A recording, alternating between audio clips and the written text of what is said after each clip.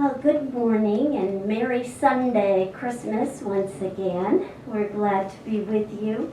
And today is the culmination of our giving messages. We started at Thanksgiving with giving thankfulness, gratefulness, and we moved into love, joy, and peace throughout this month. And today we are talking about give yourself. Give yourself. What we're talking about today is God qualities, which we can choose to perpetuate through our actions and our words in this world or not. And each one of us has the freedom to do that. And yet at the very center of our soul, there is no denying that love is what we truly are. And so as we give of ourselves, we give of the God qualities of life. Your only real responsibility in life is to be a perfect expression of God as you in this manifest form. Your only real responsibility in life is to be an expression of God as you. That's a big responsibility. You're representing the oneness of all that is in one unified essence. But it's an important thing. And so therefore, you should take the opportunity and give of yourself as much as you possibly can. And know of yourself as much as you possibly can, so therefore you can therefore give. The life of Jesus, the reason for the season, the life of Jesus was an example of self-givingness. All of his miracles were demonstrations of personal responsibility resulting in positive outcomes. And I say miracles because for him they weren't necessarily miracles. They were just teachings, ways to live. In fact, most of his miracles are simply rewards for faith. Hence he said, your faith has made you whole. And he said, why are you fearful? Have you no faith?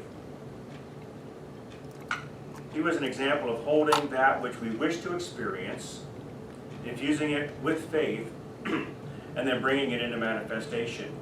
That's what his life was all about, from the beginning to the end. Showing mankind how to live this thing called life in a more abundant way. It's about not waiting for God to bring about what you want in life. It's about inserting ourselves as co-creators of this life experience. I believe that if Christianity followed the literal teachings of Jesus and spent less time marveling over his so-called miracles, they would actually heal the world.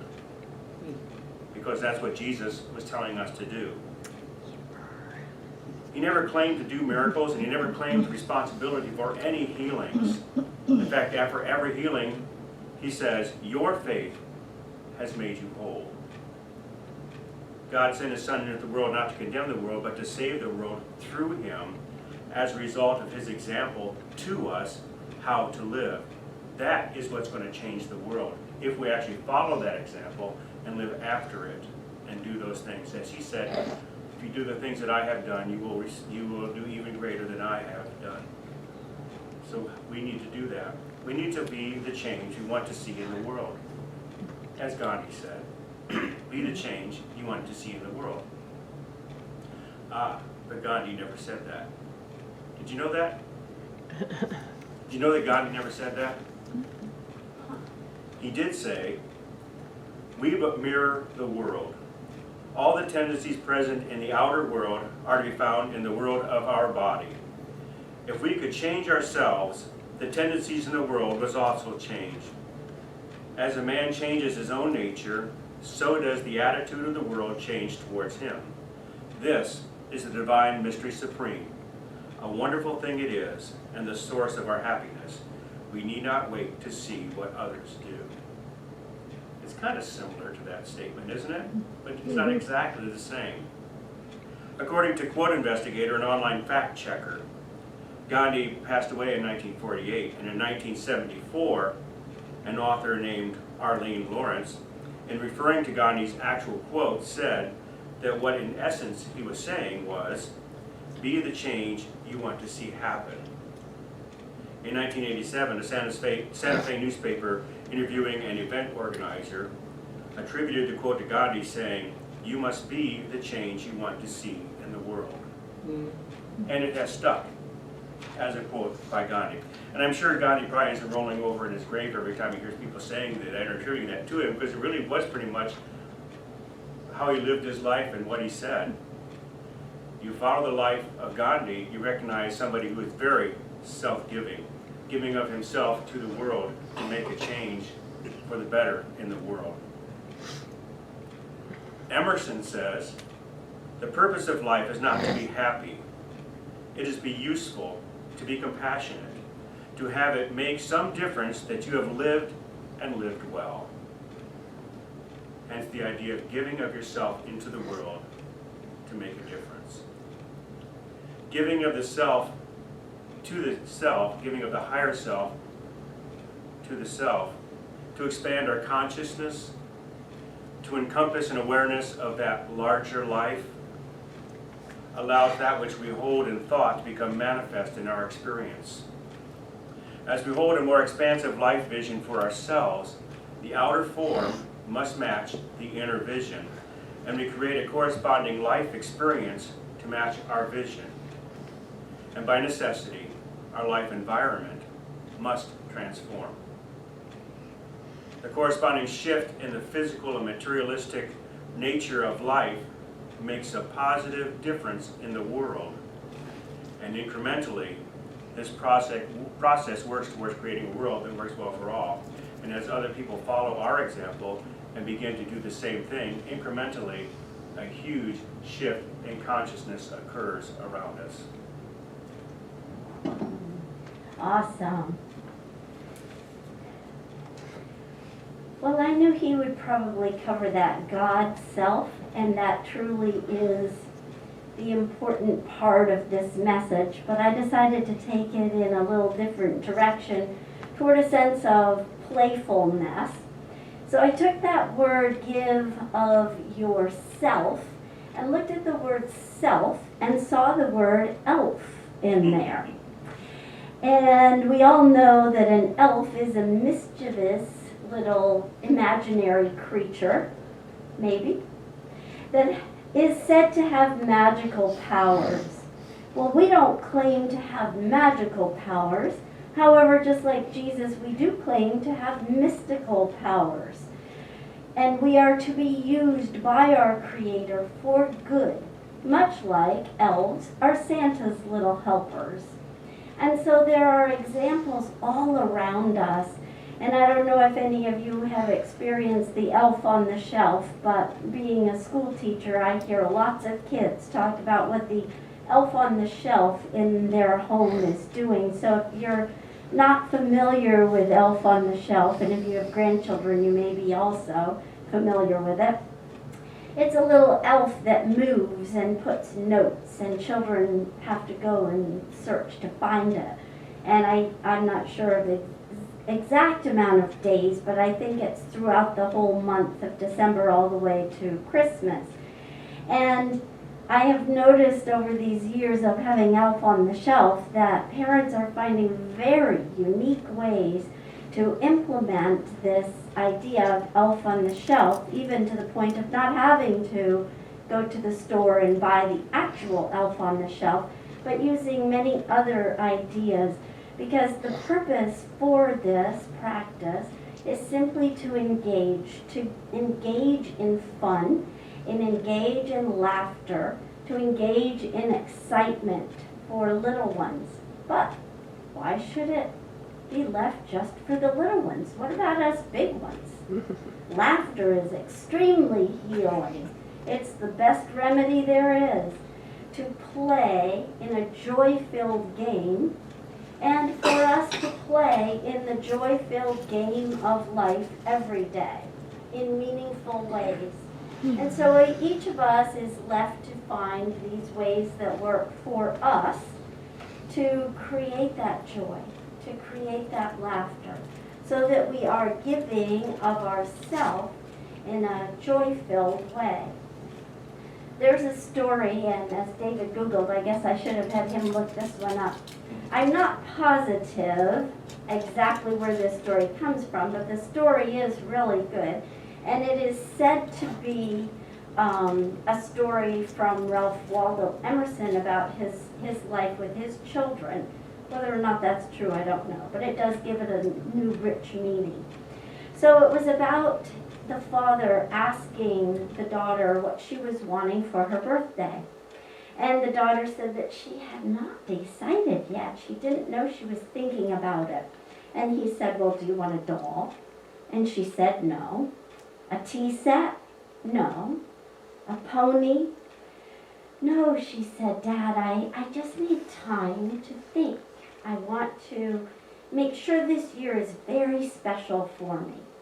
And so the father agreed and went along with that and gave her a few days to think. And she did. She thought about bonbons and chocolates and new dresses and hats and boots and gloves and lace collars for her dress. And none of them seemed like they would be the special that she was looking for.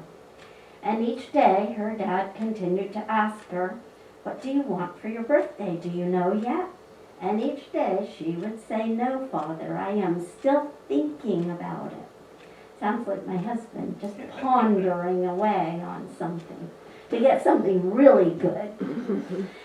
And after a few more days, when the father went to ask her, she said, well, I have decided, and I'll tell you what the gift is, but I'm not going to tell you exactly what it is.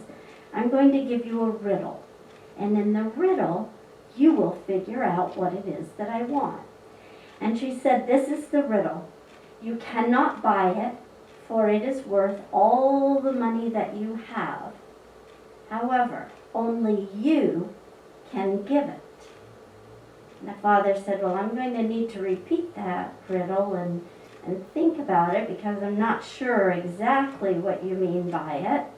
So he repeated it. He said, I cannot buy it because it's worth all the money I have, but only I can give it. And the little girl told her father, yes, you've got it.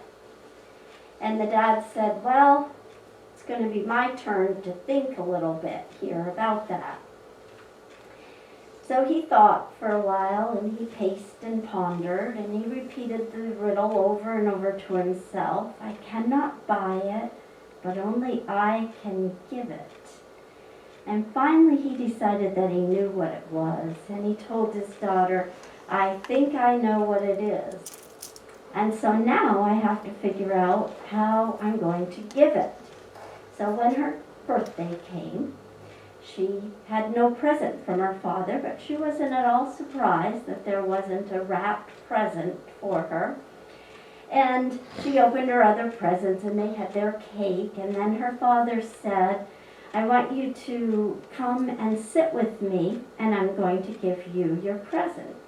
So she went and climbed up in his lap, and he said, my present for you is extremely special, just as you asked, and I do hope that it is what you wanted, for it is a gift for all the seasons and for each and every day. And he said, your present from me is going to be that we are going to spend time together every day, just the two of us. For you are special and very dear to me. And she gave him a big hug and said, oh, Father, I knew you would figure out the riddle. And her father said, well, it took me a long time to figure out the answer.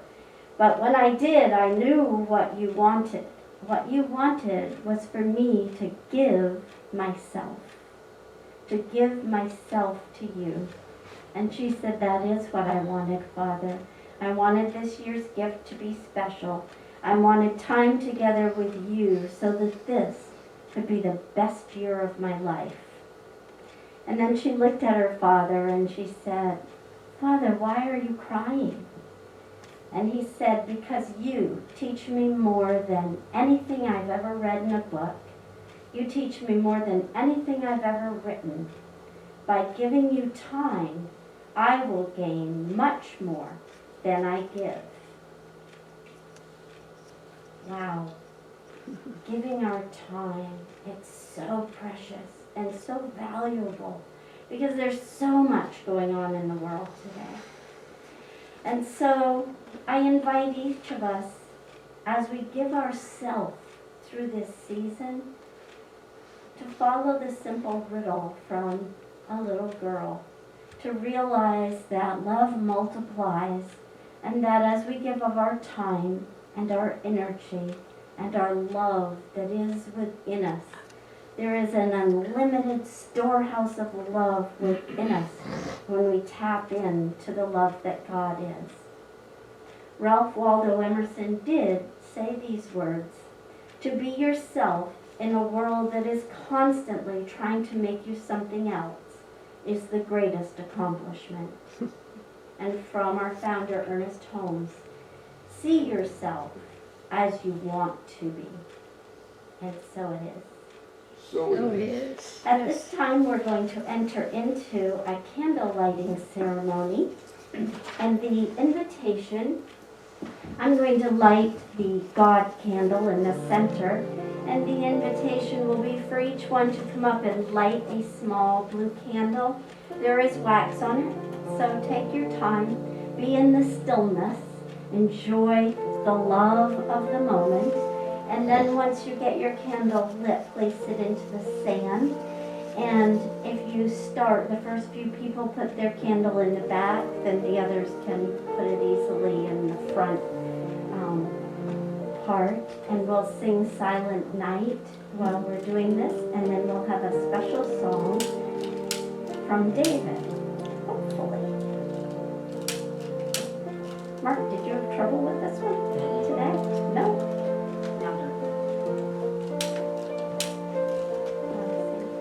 There is another one in the other room. Oh, it just needed somebody else. Magic mark. Thank you. Magic Mark. Needs Yeah. to mark. It's a Awesome. miracle. Take your time, and there's no particular order. We're not going to tell you when to come up. You can sing with us, or you can sit in the silence and simply enjoy the light that God is through you.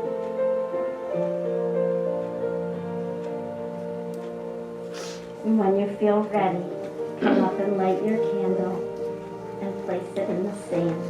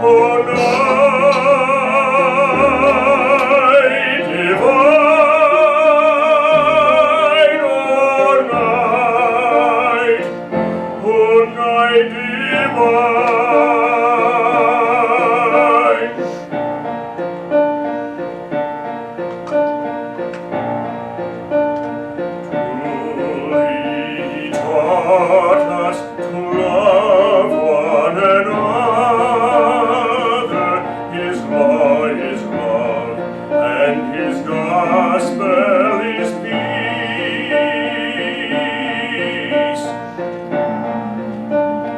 Chain shall he break, for the slave is our brother, and in his name all oppression shall cease. Sweet hymns of joy in grateful chorus raise we, let all within us praise his holy name. Christ is the Lord, then ever praise we his power and glory,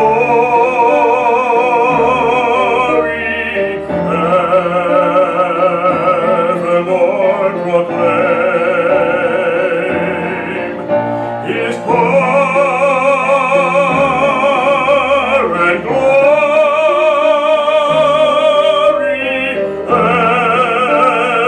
evermore proclaim.